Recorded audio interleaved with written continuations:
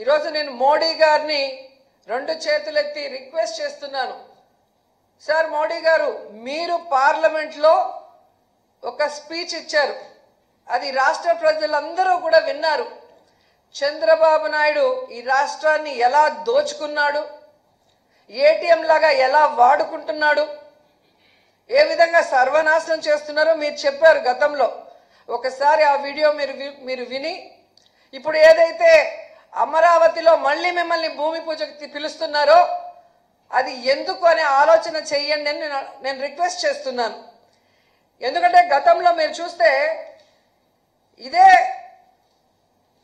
అమరావతిలో 36,000 కోట్ల రూపాయలతో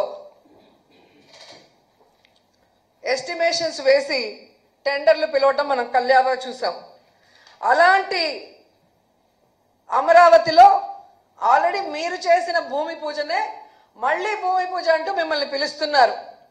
ఆ 36,000 కోట్ల టెండర్లు ఇప్పుడు 77,000 కోట్లకి ఎలా పెరిగాయి? ఈరోజు పారదర్శకంగా చేయాల్సిన జ్యుడిషియల్ ప్రివ్యూ ఎందుకు రద్దు చేశారు?